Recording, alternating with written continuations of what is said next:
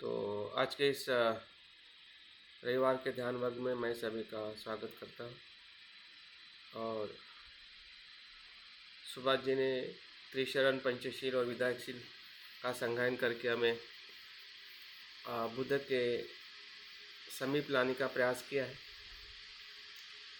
वैसे तो हम हमेशा प्रयास करते हैं कि हम बुद्ध के समीप रहे या बुद्ध हमारे समीप रहे।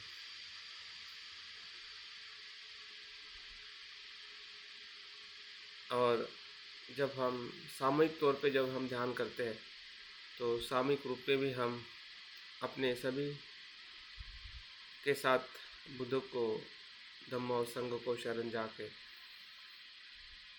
हमारे शीलों का आचरण और परिशुद्ध करने का हम प्रयास करते हैं। तो जैसे जैसे शील शुद्ध होता है वैसे वैसे मन शुद्ध होने लगता है, और मन शुद्ध करने का ही उद्देश्य ध्यान का है। जो ध्यान हम करते हैं, सीखते हैं और उसके भीतर जाने का प्रयास करते हैं। तो ध्यान के भीतर जाना मतलब मन के भीतर जाना है। ध्यान अच्छा होना मतलब ध्यान की शुद्धता का अनुभव होना है। ध्यान का सबसे बड़ा लाभ जो है, जब चित्त शुद्ध होके विमुक्ति की तरफ जाता है, वही ध्यान का सबसे बड़ा फल है जो हमें बुद्ध के शिक्षा के माध्यम से और बुद्ध की बताई गई हुई ध्यान पद्धति के माध्यम से हमें प्राप्त होता है, जिसे हम श्रोता फल कहते हैं। सकृतागामी फल, अनागामी फल है, अनंत फल है। तो ये मार्ग और फल हमेशा एक दूसरे के साथ में जुड़ा हुआ है। जहाँ मार्ग है वहाँ पे फल है, और मार्ग का अर्थ ही है ध्यान के भीतर, जागृति के भीतर जाना, अधिकाधिक सराव करना, जागृत रहना, जागृत होने का प्रयास करना। जहाँ पे हमारी गलतियाँ हो रही है, उस गलतियों को जागृति के प्रकाश में देखना। फिर गलती हमारी काया से होती हो, वाणी से होती हो, मन से होती हो, तो जागृति ही बुद्ध है। जागृत रहना ही मैत्री है। तो हर स्थिति में, हर अवस्था में, हर जगह पर जितना हमारा प्रयास जागृत रहने का होता है, वही मार्ग कहलाता है। और वही मार्ग कहीं न कहीं हमें उस फल की तरफ ले जाता है, जिसे हम विमुक्ति का स्वाद कहते हैं या शांति और सुख कहते हैं। जिस सुख की हमें तलाश है वो हमारे ही भीतर है, और मन को समझने में ही है, मन को जानने में ही है, मन को अधिकाधिक शुद्ध करने में ही है। तो हम निरंतर ये प्रयास करते आ रहे हैं, और ये प्रयास निरंतर हमें मृत्यु के आखिरी क्षण तक करते रहना है। और मृत्यु के बाद भी करने की जो क्षमता है, इसी से मिल सकती है कि हम मृत्यु के पहले कुछ कर रहे हैं। बनते संरक्षित जी कहते हैं कि ये हमारी सभी जो आध्यात्मिक जीवन की जो साधनाएं हैं या आचरण है, एक प्रकार से मृत्यु की पूर्व तैयारी है। जो हमारा मृत्यु होने वाला है, क्योंकि हम सभी मरण धर्मी हैं,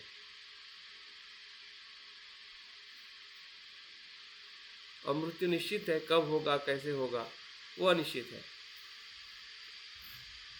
तो उस मृत्यु की तैयारी ही आध्यात्मिक जीवन की सबसे बड़ी परीक्षा है। अगर हम आध्यात्मिक जीवन जी रहे हैं और आध्यात्मिक जीवन में जो कुछ भी हम सीख रहे हैं, ये हमें जितना अभी काम में आने वाला है, रोज़ के जीवन में हमें कुछ न कुछ हमें सुख देगा, दुख से मुक्त करेगा। लेकिन सबसे बड़ा दुख और भय जो है मृत्यु के समय का और मृत्यु के बाद का है, जिसमें ना हमारा शरीर रहता है, ना कोई मदद करने वाले रहते हैं, ना किसी की बात हम सुन पाते हैं, ना हमें कोई सुना सकता है।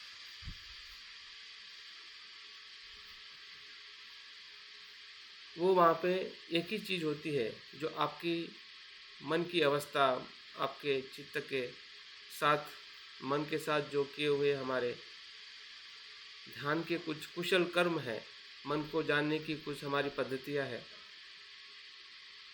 वही वहाँ पे हमें उस भय से या उससे और विशुद्धता की तरफ या विमुक्ति की तरफ ले जाने का हमें मौका मिल सकता है। क्योंकि मृत्यु के क्षण और बाद में चित्त पूरी तरह से बुद्ध का चित्त होता है, ऐसा अनुभवी या जितने भी महान बौद्ध आचार्य होके गए हैं, उस समय चित्त अशुद्ध नहीं होता है, शुद्ध होता है। जब वो शरीर से मुक्त होता है, वो बुद्ध का चित्त कहलाता है। उसे जो बुद्ध का चित्त हम अपने जीवन में देखते हैं, महसूस करते हैं, वो उस समय पूरी तरह से मुक्त हो जाता है। जीवन में शरीर के साथ में बंधा रहता है, इसलिए जब तक हम शरीर से जीवन में श्रोतापन और नहीं हो पाते हैं, तब तक हमेशा बंधा रहता है। लेकिन मृत्यु का क्षण ऐसा है, वो बंधन मुक्त हो जाता है। और बंधन मुक्त चित्त बुद्ध का चित्त होता है। और वो अनुभव जो है, वो वही लोग ले पाते हैं कि जो हमारी पूर्व तैयारी सही तरीके से हम कर पाए।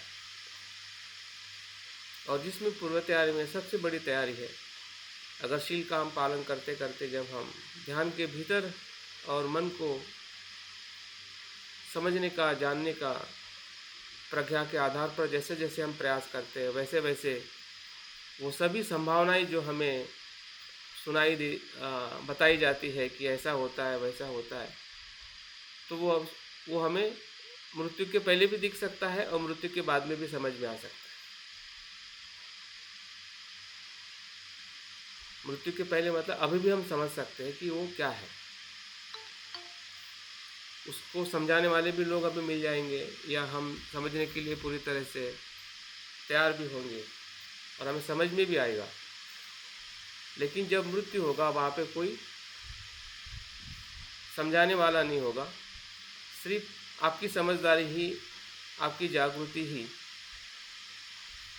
आपको वहाँ से बुद्ध की तरफ ले जा सकती है, या ले जाने के लिए एक अपॉर्चुनिटी। इसलिए उसको मरने के बाद का ध्यान कहते हैं, जिसको हम बारडो कहते हैं। अभी तो हम ध्यान में बारडो में जाते हैं, हमारे चित्त को हम परिवर्तित करते हुए, देखते हुए हम आगे बढ़ते हैं। लेकिन वो बारडो की अवस्था ऐसी है, वहाँ पे शरीर नहीं होता है। और इसलिए मन को जानना बहुत ही ज़रूरी है। तभी हम उस अवस्था में हैं, हम अपने आप को संभाल सकते हैं और वहाँ से भी एक बुद्धत्व होने का जो मार्ग जो है, जिस मार्ग को हम इस जीवन में नहीं समझ सके और अनुभव नहीं हो सका, श्रोतापन और सुखावती का, वो उस क्षण में भी होने की पूरी संभावना है। और इसलिए जो कुछ भी हम कर रहे हैं इस संग में आकर, या इस बुद्ध की शिक्षा में जब हम बुद्धं धम्मं और संघं शरणं गच्छामि कहते हैं, तो इसका अर्थ ये होता है। अभी जब मैं संगायन कर रहा था तो मुझे ऐसा अनुभव हुआ कि जब हम पहली बार बुद्धं शरणं गच्छामि कहते हैं, वो एक प्राथमिक स्तर पर कहते हैं, शुरुआत, जैसे कि हम संसार से छूट के बुद्ध के पास में आए हैं। जब हम बुद्धं शरणं गच्छामि कहते हैं, जब द्वितीयंपि बुद्धं शरणं गच्छामि कहते हैं, तो थोड़ा और भीतर जाके करते हैं। और तीसरी बार जब कहते हैं, तो तीसरी बार एक प्रकार से आप स्वयं बुद्ध हैं या हो जाते हैं, उस क्षण का अनुभव हमें होने लगता है। और इसलिए तीनों जो स्तर की जो अवस्था है, चित्त की अवस्था है, और चित्त की अवस्था को ध्यान में रख के ही बौद्ध धर्म में 3 बार कहने का, 3 बार वंदन करना हो, 3 बार संघायन करना हो, या 3 बार पठन करना हो, ये मतलब कोई ऐसी आई हुई परंपरा नहीं है। बुद्ध ने बता दिया और हम कर रहे हैं और हमें भी उसका आचरण करना है। लेकिन क्यों, क्या है उसका, मन के साथ क्या संबंध है? तो तीनों अवस्था में एक प्रकार से हम उस गहराई में प्रवेश करने के लिए ये तीन बार हम संज्ञान करते हैं, ताकि हम सही अर्थ में बुद्ध धम्म और संघ के उस स्तर से बुद्ध को, धम्म को और संघ को स्वीकार करें। और इसलिए संज्ञान करना भी एक प्रकार से ध्यान है। मतलब ऐसा कोई कर्म नहीं कि जो ध्यान नहीं है। अगर ध्यान की परिभाषा हम देखें, सिर्फ आंखें बंद करना और ध्यान करना,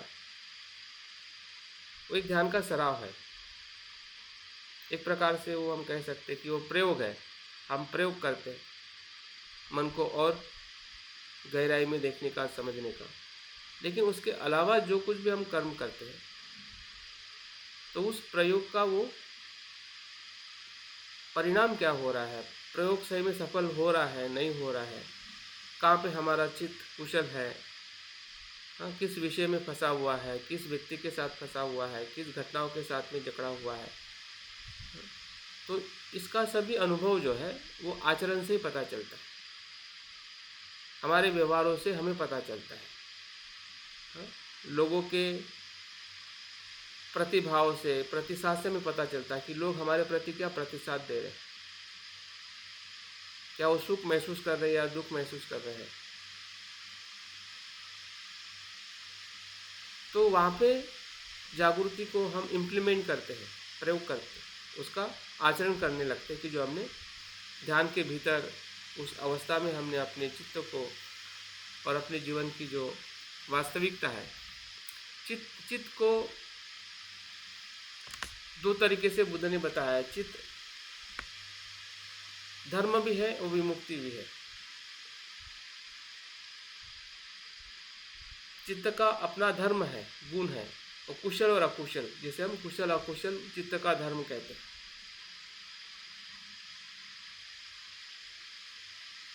और जब इस धर्म को हम उसके प्रतीत्य समुत्पाद में देखते हैं, उत्पत्ति लय में देखते हैं, उसके स्वरूप को पहचानते हैं, तो यही चित्त मुक्त चित्त हो जाता है, जिसे हम बुद्ध चित्त कहते हैं। और फिर वो व्यक्ति का चित्त नहीं रहता है, मेरा तेरा चित्त नहीं रहता है।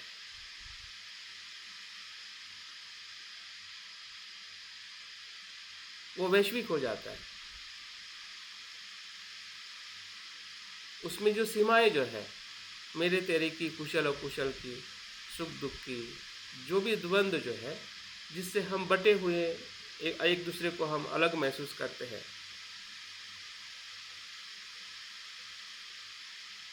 उस चित्त से वो चित्त मुक्त हो जाता है। और उसी ही विमुक्त चित्त को जागृत चित्त कहते हैं, मैत्रीपूर्ण चित्त कहते हैं। जब हम बुद्ध की मैत्री को महसूस करते हैं कि बुद्ध की मैत्री असीम है, अनब्रेकेबल है, असीमित है, वो निरंतर हर मनुष्य, जीव, प्राणी के लिए हमेशा बहती रहती है।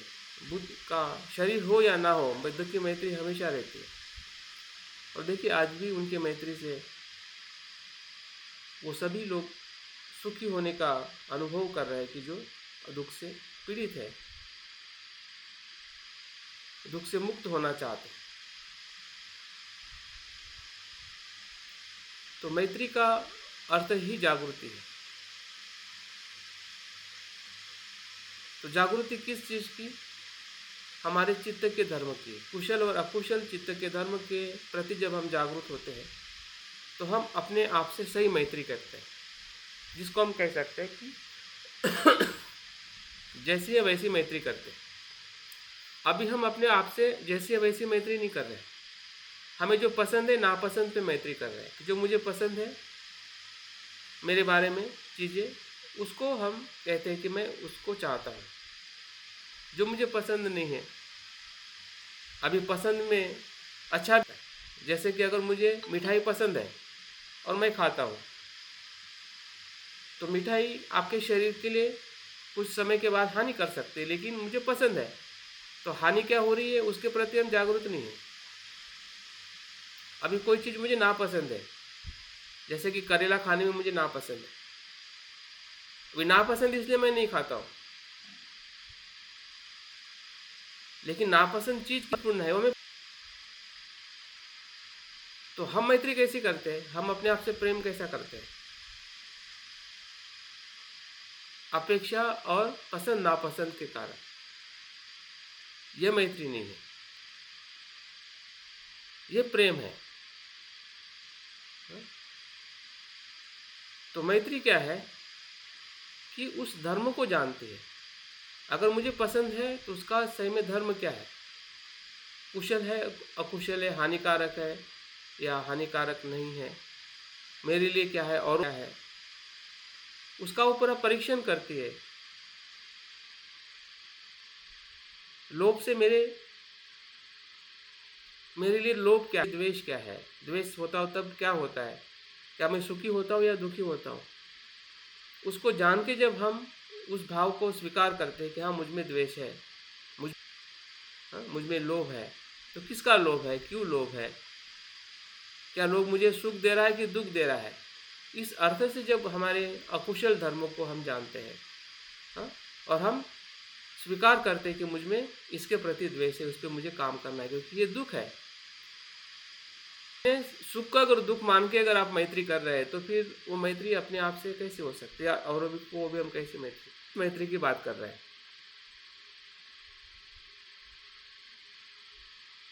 तो अगर स्वयं के जीवन को जैसा हम समझ रहे हैं तो क्या समझना है और कैसे समझना है। जब हम कहते हैं कि मैं सुखी हूँ, मैं दुख से मुक्त बनूँ, मैं शीलवान बनूँ, मैं प्रज्ञावान बनूँ, तो इन सभी शब्दों का बहुत महत्वपूर्ण अर्थ है। हर एक जो वाक्य जो है ये कुशल और अकुशल चित्त का ही धर्म है। जब आप कहते हैं कि मैं दुख से मुक्त बनूँ, वो क्या है, आपके जो अकुशल चित्त है वही दुख है। जब आप कहते हैं कि मैं दुख से मुक्त बनूँ, तो दुख क्या है, किसका है? शब्द एक आधार है। जैसे कि मैंने बताया कि हम बुद्धं शरणं गच्छामि कहते हैं तो हम बुद्ध के समीप आ जाते हैं, लेकिन समीप आना ही पर्याप्त नहीं है। हमने दूसरी जगह छोड़ी, इस जगह पे आ गए, अच्छा है, प्रयास अच्छा है कि हमने वो जगह छोड़ दी, हम कुशन पे बैठ गए,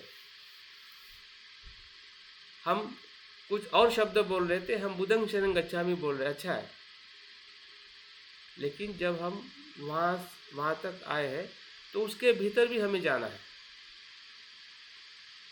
वहीं पे रुक नहीं जाना है। तो शब्द में हम वहीं पे रुक जाते हैं और हम समझ नहीं पाते हैं कि भाई भीतर क्या समझ रहा है, तो वो शब्दों की मैत्री रह जाती है। ऊपर तो हम सुखी होने की बात करते, लेकिन भीतर से हमें सुख क्या है, किस धर्म में है, किस स्वभाव में है, किस मेरे अच्छे गुणों में है, वो हमें अंदर से अनुभव ही नहीं होता है। मैं ऊपर से अनुभव होता है। लोग मुझे अच्छा कहते हैं, लोग मुझे अच्छा देखते हैं, लोग मुझे पसंद करते हैं, मैं औरों से अच्छा हूँ। इस कंपैरिजन में हम अपने आप को सुखी देखते हैं, लेकिन रियल सुख वही सुख की हम बात कर रहे हैं क्या?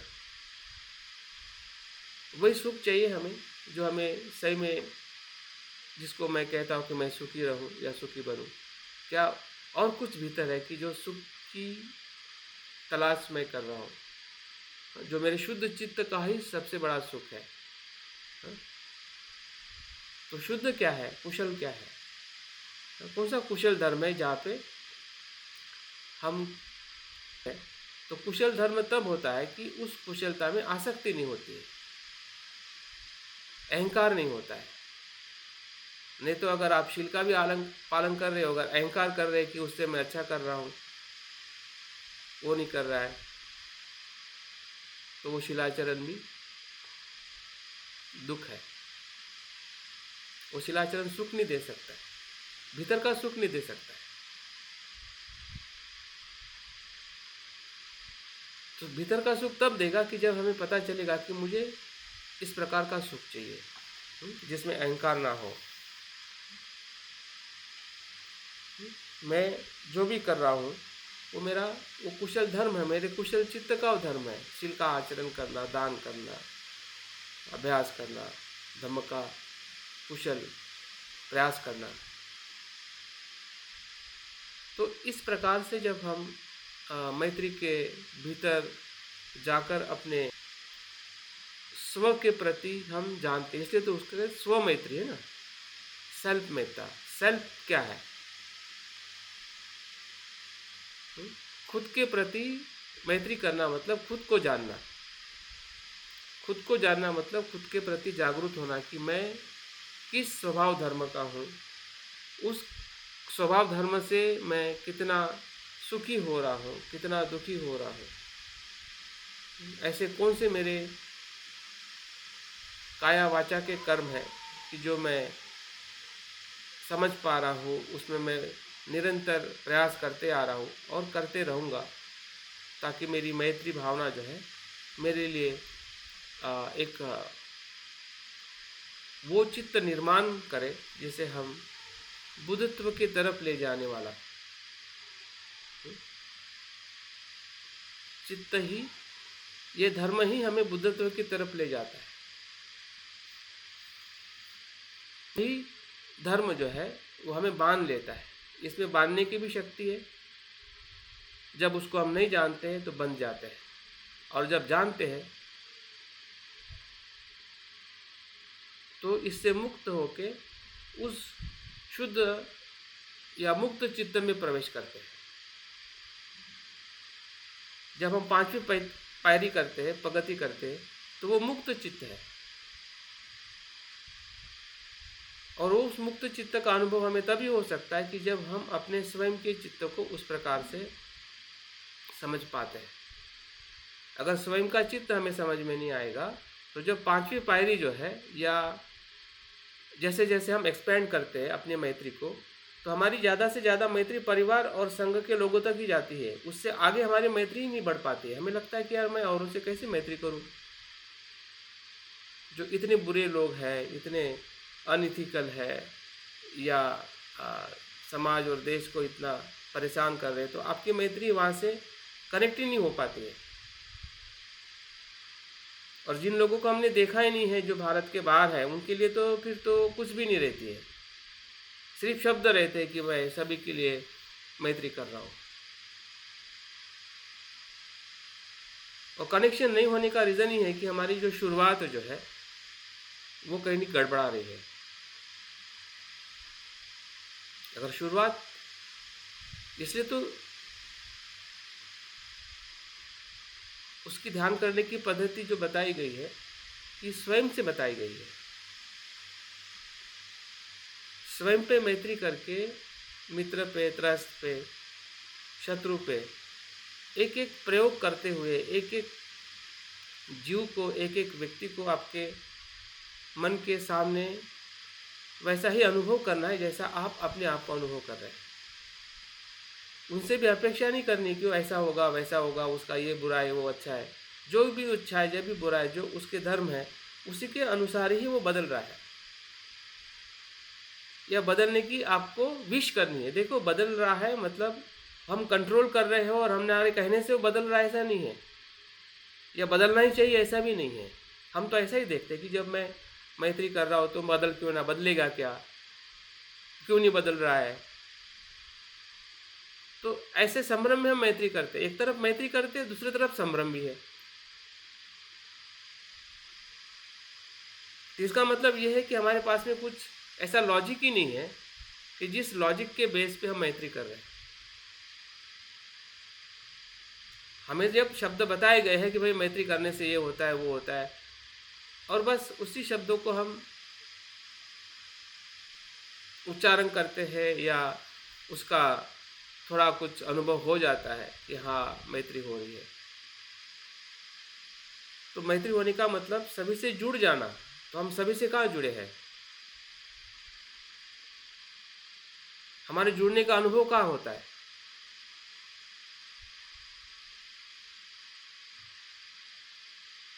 तो अगर वैसा अनुभव हमारे व्यवहार में या हमारे चित्त में नहीं होता है तो फिर वो मैत्री कैसी हो सकती? जिस मैत्री की बात बुद्ध कर रहे हैं, जिसे हम विश्व बंधुता कहते हैं या यूनिवर्सल मैत्री कहते हैं, वो चित्त कहाँ है? कैसे कैसे आएगा वो चित्त?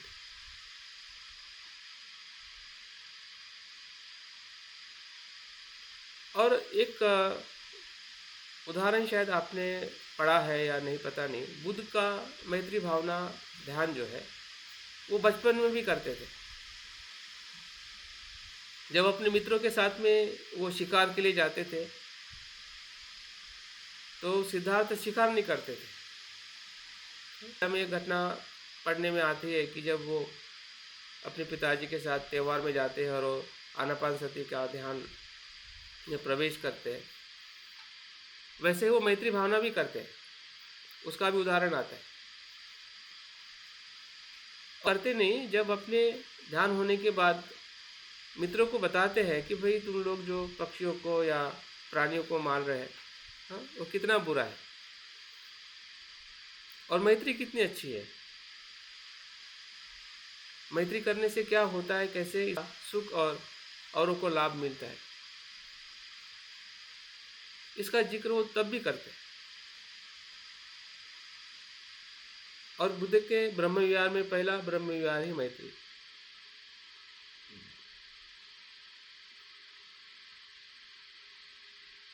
और मैत्री करने के लिए बुद्ध इसलिए भी इंसिस्ट करते हैं कि जब लोग शरीर को विपश्यना से जीवन को देखते हैं तो निराशा, हाँ, आ जाती है। तो उस निराशा से भी मुक्त होने के लिए मैत्री ज़रूरी है। ऐसे बहुत सारे उदाहरण बुद्ध के समय हो रहे थे कि लोग विपश्यना करके अपने शरीर का त्याग कर देते।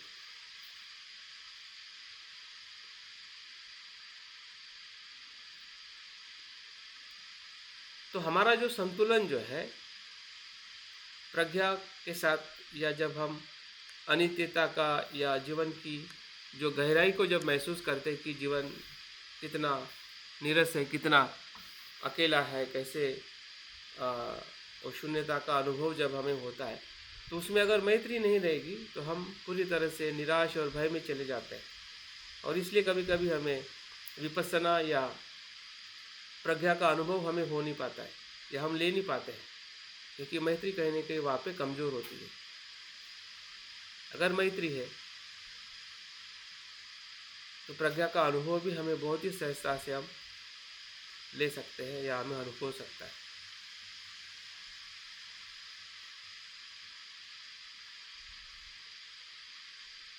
तो इस अर्थ से मैत्री को हमने देखने की ज़रूरत है, और सिर्फ मैत्री ध्यान के तौर पे तो उसको हमें करना ही है, लेकिन मैत्री ब्रह्म विहार है। ब्रह्म विहार मतलब बुद्ध के मन की अवस्था, वो बुद्ध का धर्म है। मैत्री बुद्ध का धर्म मतलब बुद्ध चित्त का धर्म है। जैसी प्रज्ञा है वैसी मैत्री है।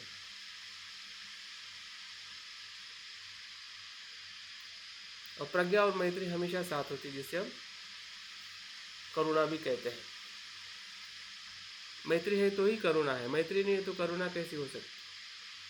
अगर लोगों के प्रति, जीवों के प्रति अगर आप भाव ही नहीं कि दुख से मुक्त हो, तो फिर दुख मुक्त होने के लिए करुणा कैसे आ सकती है? अगर हमारी इच्छा ही नहीं है या हमारी ऐसी भावना ही नहीं है कि लोग दुख से मुक्त हो, लोग दुखी है, तो करुणा कैसे आ सकती? मैत्री है तो ही करुणा आ सकती।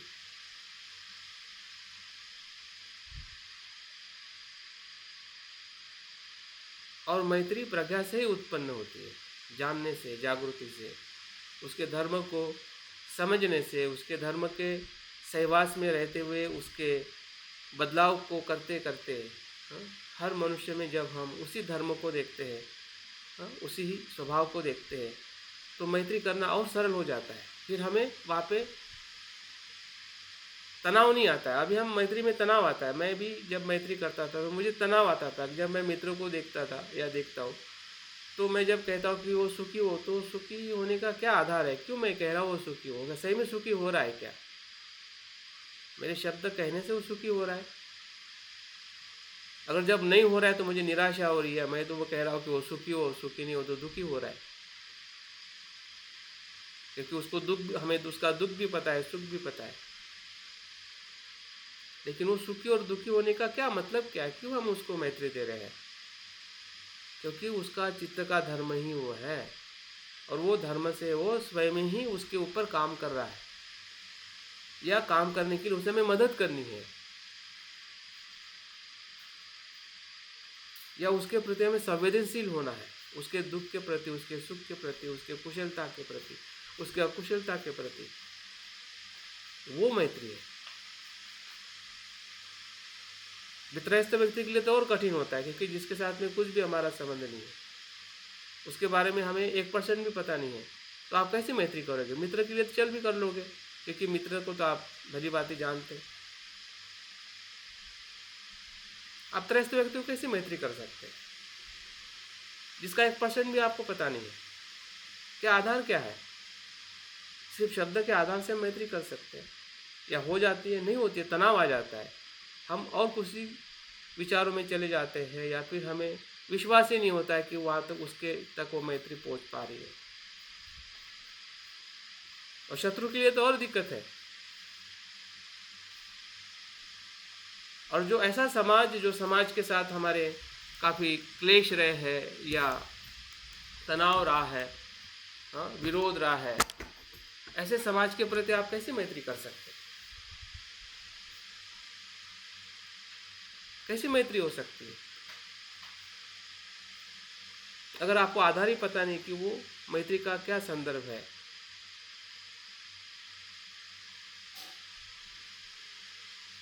तो तनाव निर्माण होता है, या फिर अधूरी मैत्री होती है।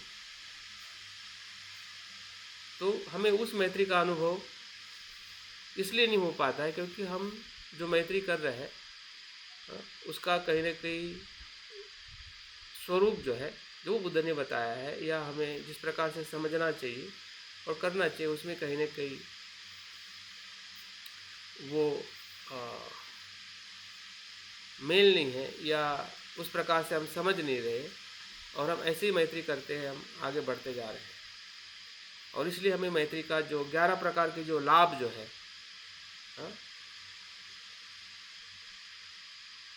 वो लाभ का हमें जो अनुभव लेना चाहिए, मिलना चाहिए, हाँ, वो सिर्फ किताबों के पन्ने में ही चिपके हुए हैं। अगर मिल रहा है तो बहुत अच्छी बात है, अगर नहीं मिल रहा है तो हमने ज़रूर अपनी मैत्री भावना को परीक्षण करना चाहिए। क्या 11 लाभ में से हमें 11 लाभ मिल रहे हैं क्या? एक भी लाभ नहीं छूटना चाहिए अगर हम सही मैत्री कर रहे हैं। फिर शरीर का लाभ हो, मन का लाभ हो, शांति का लाभ हो, मृत्यु के भय से मुक्त होने का लाभ हो,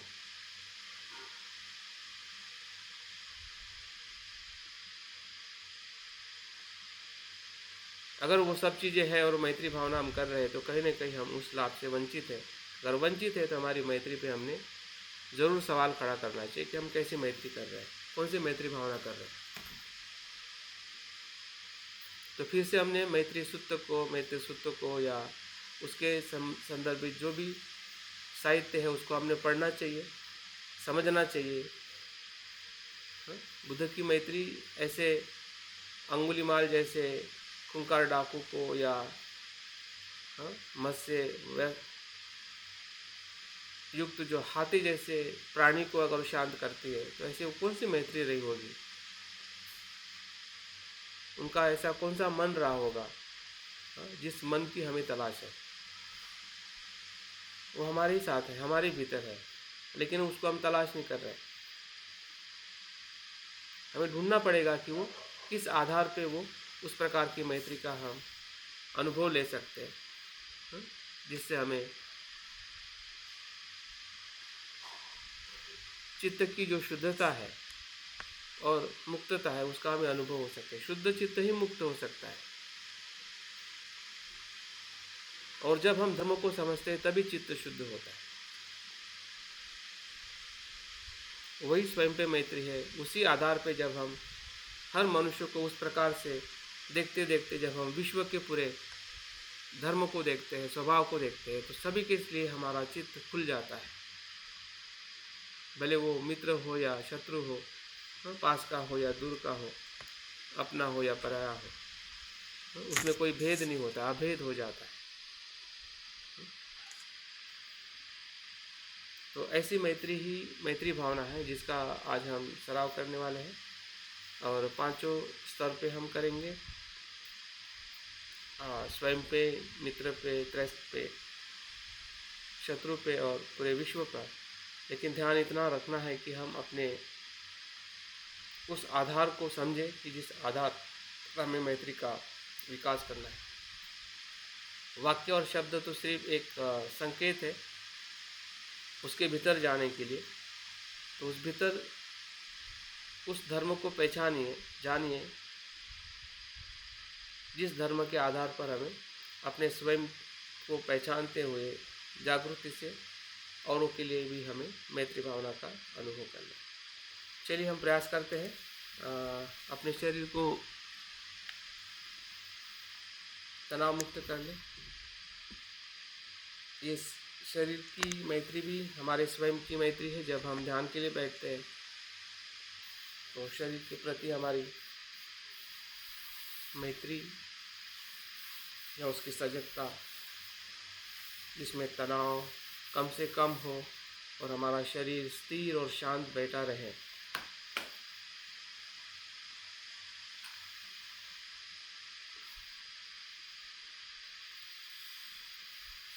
गहरी सांस लीजिए और छोड़िए, जिससे हमारा शरीर और मन तनाव मुक्त हो जाता है और वर्तमान में हम अपने आप को देख पाते हैं। शरीर बैठा है, शरीर में जो हमारे शरीर के अंग है करें, सर से लेके पांव तक, कि कहीं पे भी तनाव और दर्द नहीं है।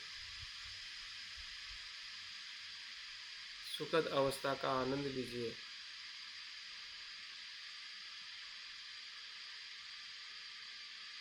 चेहरे पर स्मित है, आनंद है, उत्साह है। ध्यान करने का, ध्यान के भीतर जाने का, मैत्री चित्त का अनुभव लेने का।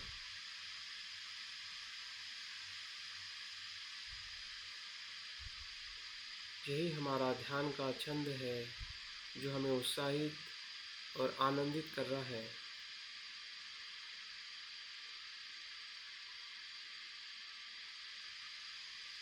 यही उत्साह हमारे श्रद्धा में अनुभव हो रहा है, जो बुद्ध के प्रति है, धम्म और संघ के प्रति है। उन्होंने भी इसी ध्यान का अनुभव लिया है।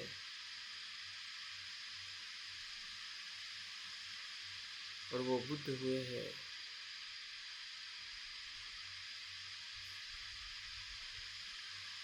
मैं भी ऐसा अनुभव लूँ, जागृति से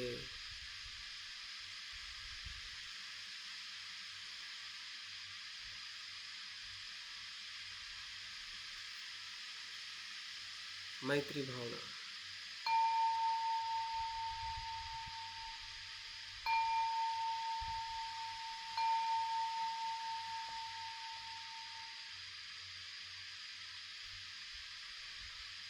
सांस आ रही है, सांस जा रही है, इसकी जागृति, ये भी मैत्री है।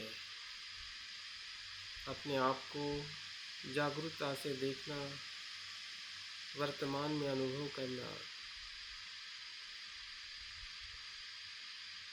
जो जो कुशल है वो सभी मैत्री है। ध्यान करने की इच्छा होना भी कुशल है। सांस को देखना भी कुशल धर्म है। कुशलता के संपर्क में हम आ रहे हैं, अपने आप को पहचान, अपने आप को देख रहे हैं।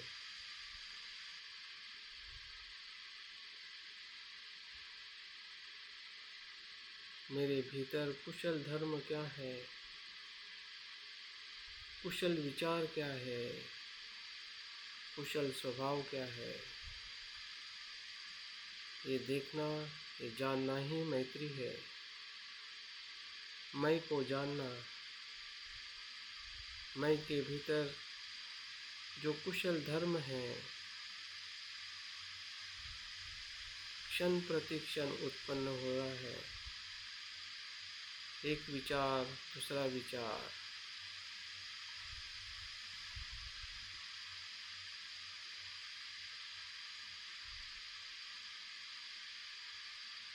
और हम सुखी हो रहे हैं, सुख का अनुभव हो रहा है। जो जो कुशल है वही सुख है।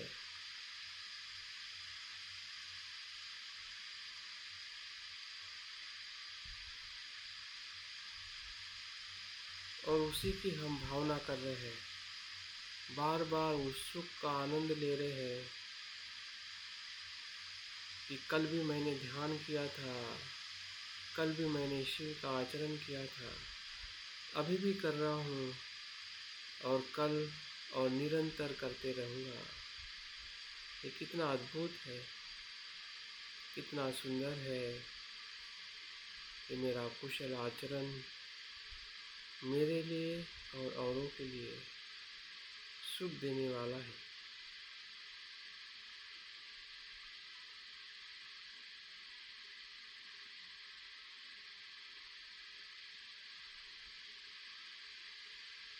उस भाव के साथ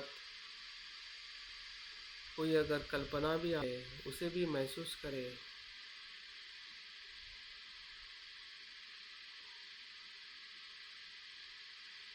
उसका भी आनंद लीजिए, उस दृश्य का आनंद लीजिए जो हमने कुशल किया है।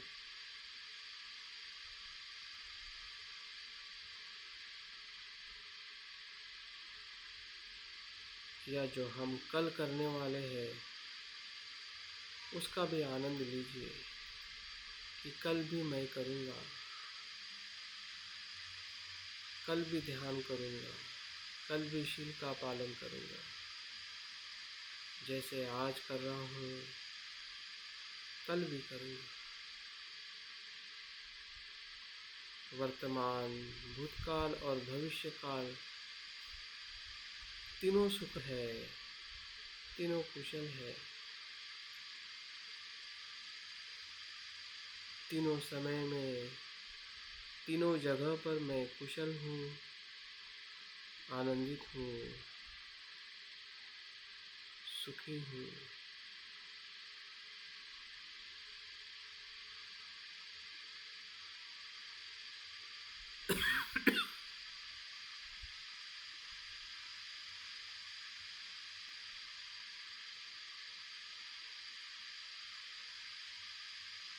अगर आपके भी जो भी कुशल धर्म अनुभव हो रहा है, उसका भी आनंद लीजिए।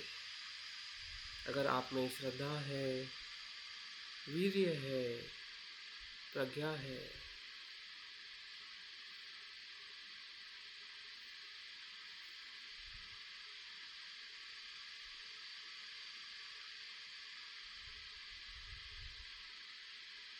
जिस धर्म का भी आपको आनंद आ रहा है, उस धर्म को पहचानिए। यही मैत्री है। कुशल धर्मों को जानना, कुशल धर्मों को बार बार चिंतन करना और उसी का आचरण करना, वर्तमान में, आने वाले भूतकाल में।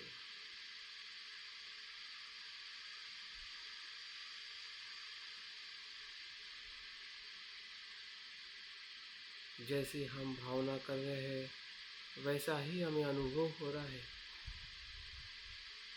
जैसे हम चिंता करते हैं, चिंता हमें दुखी करती है। जो भूतकाल में आने वाला अनुभव है हम वर्तमान में देखते हैं, उसी को ही चिंता करते हैं। और चिंतन हम वही करते हैं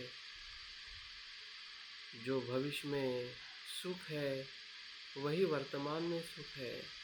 जो वर्तमान में सुख है,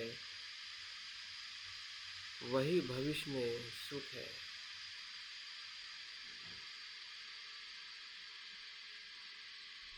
उससे अधिक सुख है, बढ़ने वाला सुख है।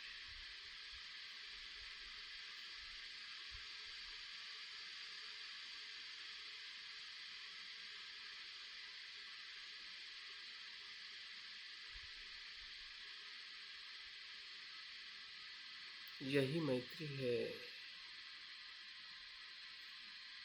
कुशल धर्म, कुशल कर्म पर चिंतन करना, को स्वीकार करना, उसमें आनंद और कल्पना करना, यही सुख है। जो कुशल है, शुद्ध है,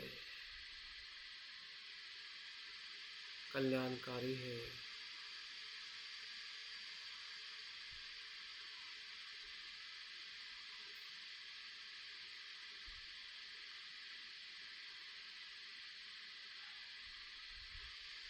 जब मैं कहता हूँ कि मैं शीलवान बनूँ,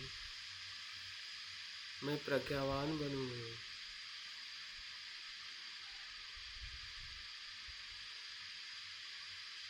मैं श्रद्धावान बनूँ, तो यही तो कुशल धर्म है।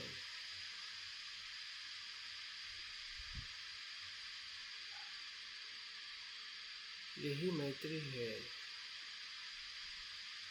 स्वयं के प्रति शुद्ध मैत्री है।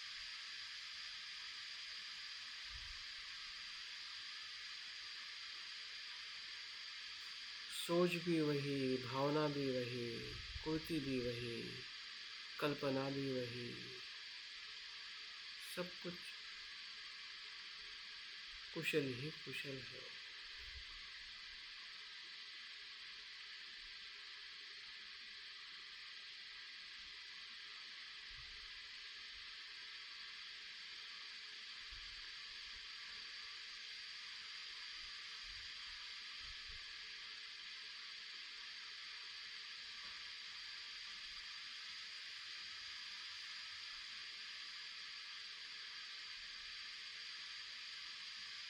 यही मेरा शुद्ध स्वभाव है। यही मेरा धर्म है।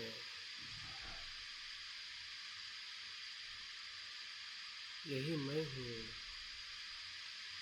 जो अनेक धर्म हूँ, जिसमें श्रद्धा है, शील है, वीर्य है।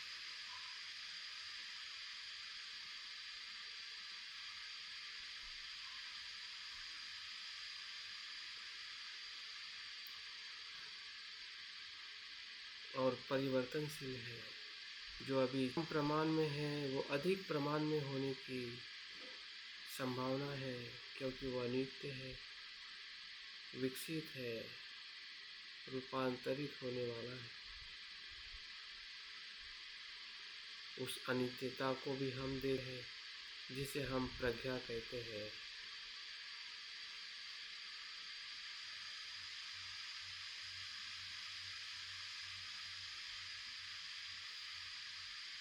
जो असीमता की तरफ ले जाती है, अनासक्ति की तरफ ले जाती है।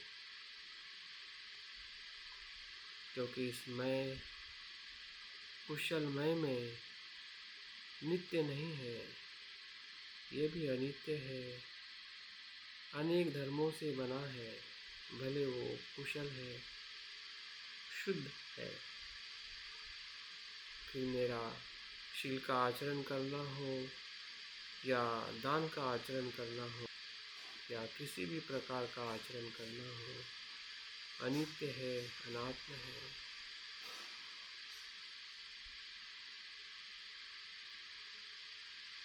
कि मैं और अहंकार से नहीं, ये प्रतीत्य समर्पण से संभव है,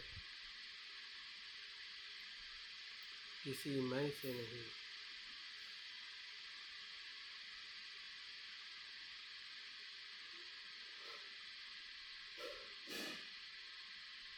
शुद्ध मैत्री है। हमारे कुशल धर्म को हम जैसा है वैसा देख रहे हैं,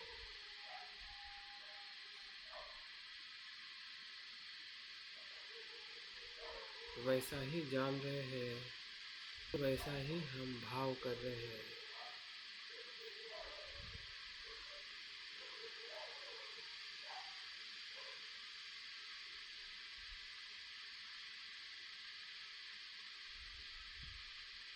वैसा वैसा ही हम स्वीकार करते हैं।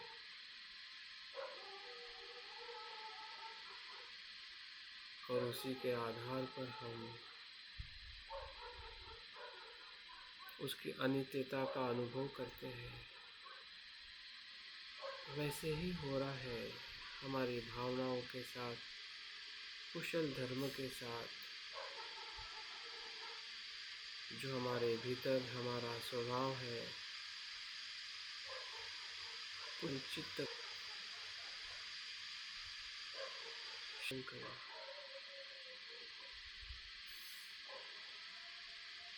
कुशल कर्म कर, फिर वो काया के हो, वाणी के या मन के।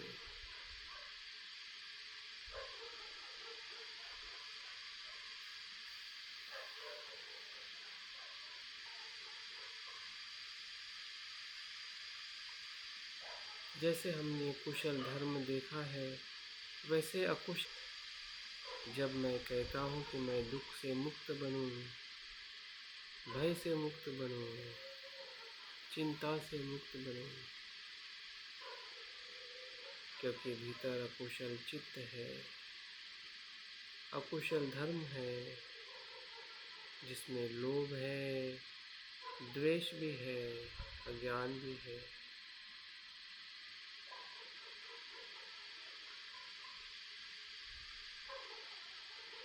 ईर्ष्या भी है, मत्सर भी है, अहंकार भी है। यही दुख है। इसे भी हम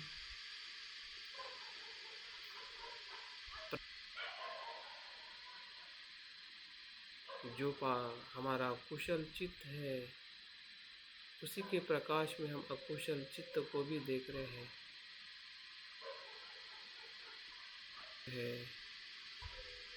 और उसके धर्म को भी देख रहे हैं।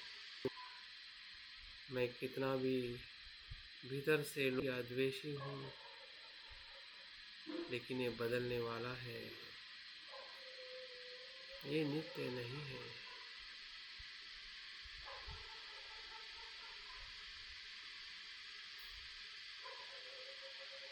और इसको मैं बदल चुका हूँ। अनेकों बार मैंने लोभ पे कार्य किया है, द्वेष पे कार्य किया है, और उसको बदला है, उसका रूपांतरण किया है। वैसे अभी भी करूं, और आने वाले समय में भी करता रहूं, जिससे मैं पूरी तरह से लोभ से मुक्त हो जाऊं, अज्ञान से मुक्त हो जाऊं। कि विश्वास रखे अपने अकुशल धर्मों पर, क्योंकि कुशल धर्म से आपने देख लिया है कि हमारे भीतर जो कुशल धर्म है, उसी प्रकाश में हम देख रहे हैं कि हमारे अकुशल धर्म रूपांतरित हो रहे हैं। हमारा द्वेष मैत्री में रूपांतरित हो रहा है। हमारा लोभ अनासक्ति में, हमारा ज्ञान प्रज्ञा में रूपांतरित हो रहा है।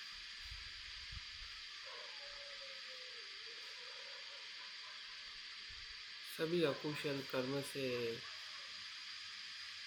धीरे धीरे हम छोड़ते जा रहे हैं और अभी हम पूरी तरह से छोड़ दिए हैं, क्योंकि उसे कुछ भी नहीं है। जिस कारण हम पकड़े हुए थे, उस मैं के धर्म को हम जान चुके हैं कि वो अनित्य है। जैसे कुशल का मैं अनित्य है, वो भी अनात्म है। इसलिए मैं दुख से मुक्त हो रहा हूँ, भय से मुक्त हो रहा हूँ, चिंता से मुक्त हो रहा हूँ।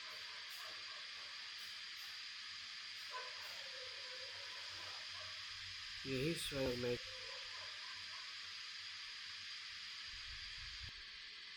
और दुख से मुक्त हूँ।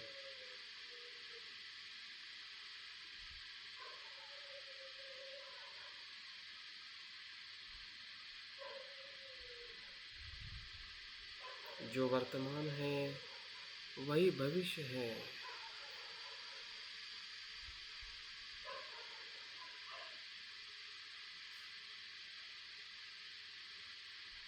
और जो आने वाला भविष्य है वही है।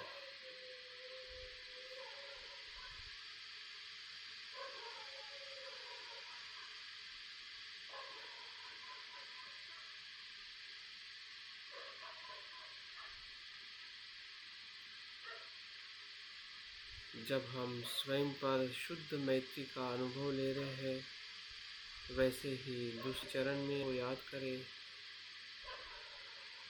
मित्र के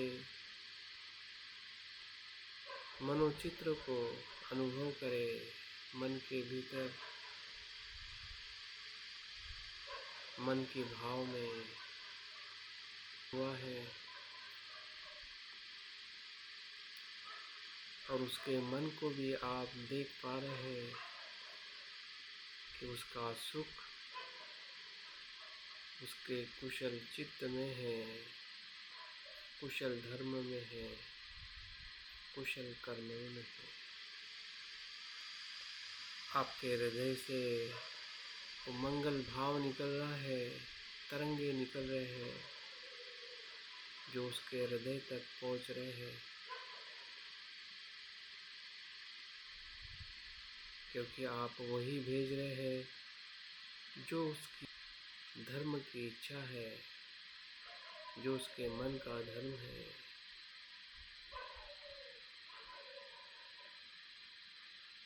और आपकी मैत्री उसके तक पहुंच चुकी है। वो भी कुशल कर्म से सुखी हो रहा है, अकुशल कर्मों को छोड़कर दुखों से मुक्त हो रहा है।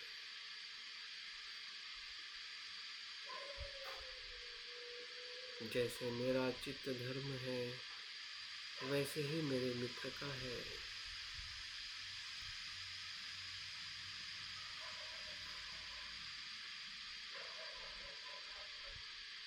और आप मन से मैत्री भावना कर रहे हैं, वो सुखी हो, दुखों से मुक्त हो।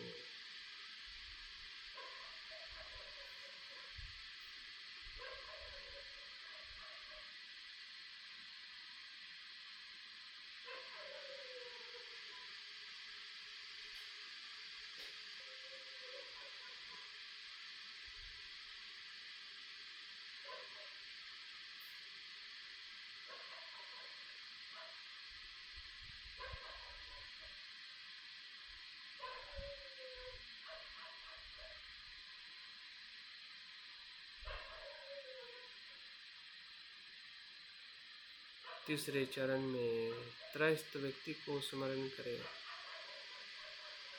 देखिए, जो त्रयस्थ व्यक्ति है वो भी मनुष्य है, उसका भी धर्म कुशल और अकुशल है, उसका सुख और दुख भी उसी के ही मन के धर्म पर आधारित है। हमें तो मंगल भावना करनी है, वो दुखों से मुक्त हो, अकुशल कर्म का परित्याग करे और कुशल कर्म करे। उस त्रयस्थ व्यक्ति के प्रति जैसे हमारे स्वयं के लिए है, वही मैत्री भाव उस त्रयस्थ व्यक्ति के लिए है।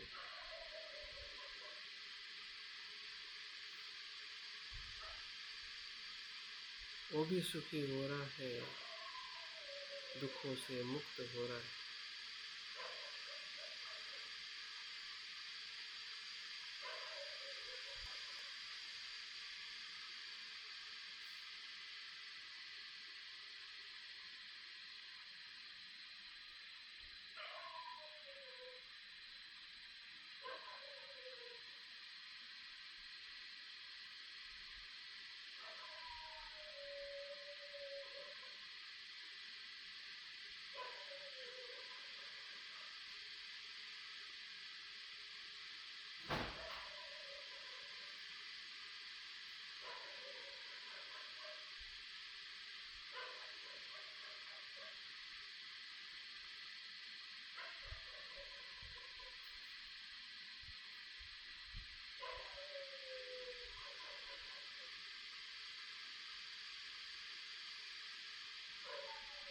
ध्यान के चौथे चरण में शत्रु व्यक्ति को स्मरण करें जो नापसंद है, उसका भी धर्म वही है, कुशल और अकुशल, लेकिन उसके भीतर तो वही धर्म है, उसके भीतर भी कुशलता है, वही उसका सुख है।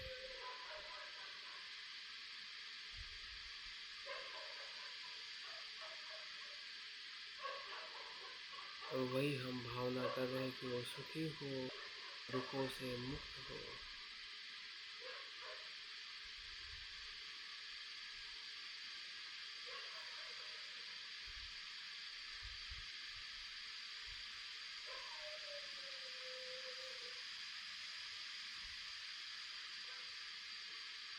हमारे मन में उसके प्रति जो द्वेष है वो धीरे धीरे समाप्त हो रहा है, क्योंकि हम जान रहे हैं कि मेरा धर्म मैत्री करना है, द्वेष करना नहीं।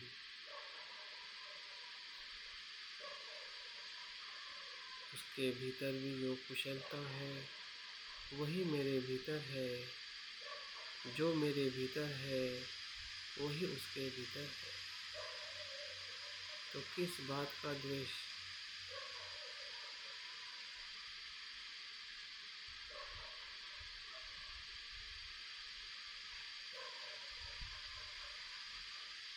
और पांचवें और अंतिम चरण में हम प्रवेश कर चुके हैं। धीरे धीरे हमारी मैत्री विस्तारित करनी है, अपने परिवार के लोगों के लिए उन्हें स्मरण करें, मन के भीतर उनके जीवन को देखें, उनका जीवन कुशल और अकुशल से भरा है। उनके भीतर जो कुशल है वो सुख है, सुखी हो रहे हैं, और जो अकुशल है उससे वो मुक्त हो रहे हैं।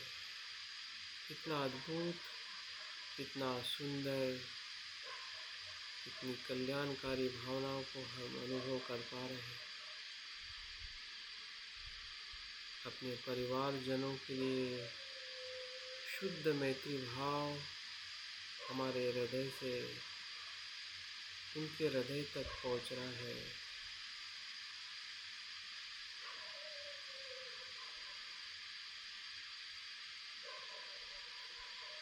हमारे रिश्तेदार हो या हमारे संघ के सभी भाई बहन जिनको हम देखते हैं, जानते हैं या नहीं जानते, वे भी सुखी हो, उनके कुशल धर्म से, कर्म से, दुखों से मुक्त, अकुशल कर्म का त्याग करके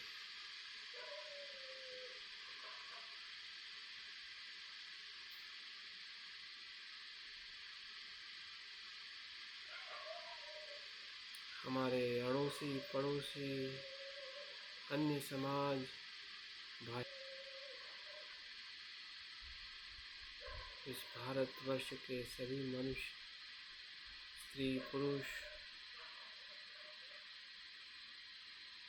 हमें पसंद हो या नापसंद, सभी भारतीय लोगों के प्रति एक ही भाव है कि वो सुखी हो, उनके कुशल धर्म से वो सुखी हो।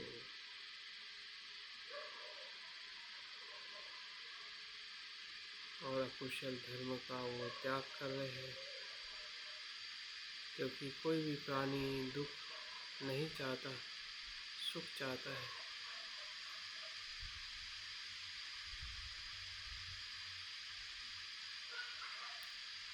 उनके भीतर का ज्ञान द्वेष से वो मुक्त हो,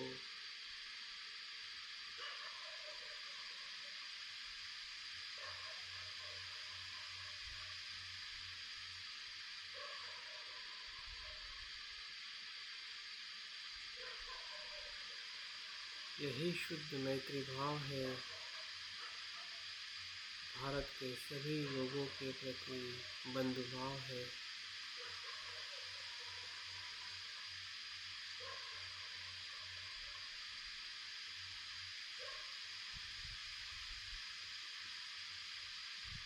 धीरे धीरे हमारी मैत्री विश्व के उन सभी जीव मात्रा की तरफ बढ़ते जा रही है जो हमसे बहुत दूर है,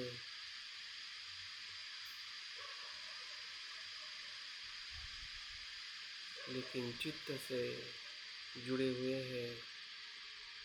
उनका मन भी ऐसा ही है जैसा हमारा।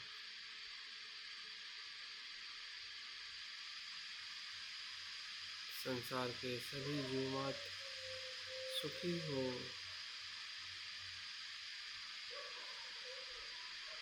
मनुष्य प्राणी के अलावा जल में रहने वाले, आकाश में उड़ने वाले, जमीन पर रहने वाले, सूक्ष्म हो या विशाल, जन्म लेने वाले हो या जन्म ले चुके हो, छोटे हो या बड़े, दसों दिशाओं में, पूरे ब्रह्मांड में जहाँ कहीं भी जीव, उन सभी का मंगल हो, सुखी हो। एक सभी चित्त का एक धर्म है, एक ही स्वभाव है, सुखी होना और दुख से मुक्त होना।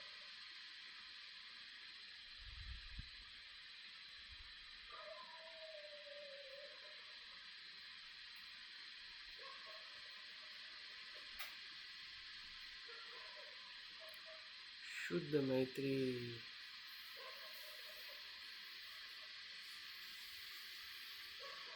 का चित्त आकाश की तरह विशाल और असीम हो चुका है, जिसमें सभी ब्रह्मांड का अस्तित्व समाया है। किसी भी ना द्वेष है, ना लोभ है, सभी के प्रति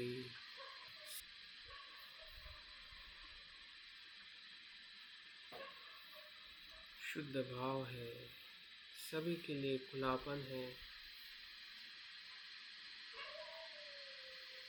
ना वैर है, ना द्वेष।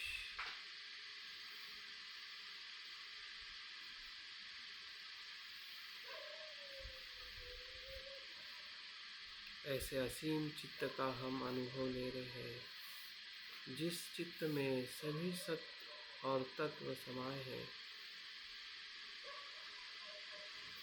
किसी से भी अलगाव नहीं है, भिन्नता नहीं है। जो सब में है वही मुझ में है, जो मुझ में है वही सब में है।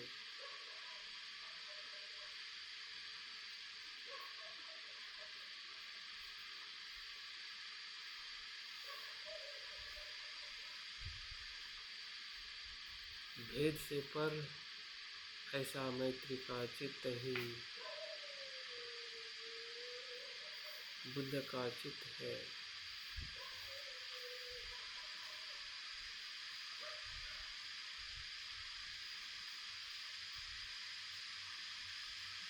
यही बुद्ध की शरण है, यही धम्म की शरण है, यही संघ की शरण।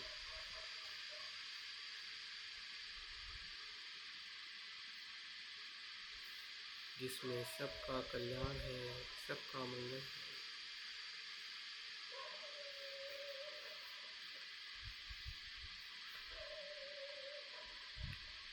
सबे सता सुखी होन्तु, सबे सता सुखी होन्तु, सबे सता सुखी होन्तु। सबका मंगल हो, सभी सुख से रहे, सबका कल्याण हो। इस भाव के साथ मैत्री भावना का आनंद हमने लिया है।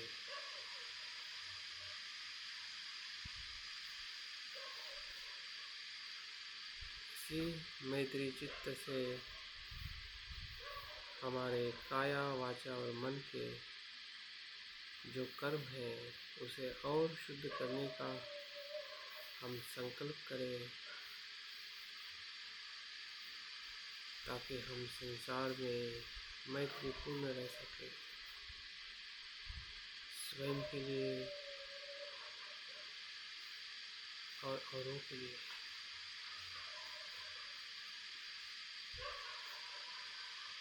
यही कल्याणकारी है। ध्यान को पूर्ण करें।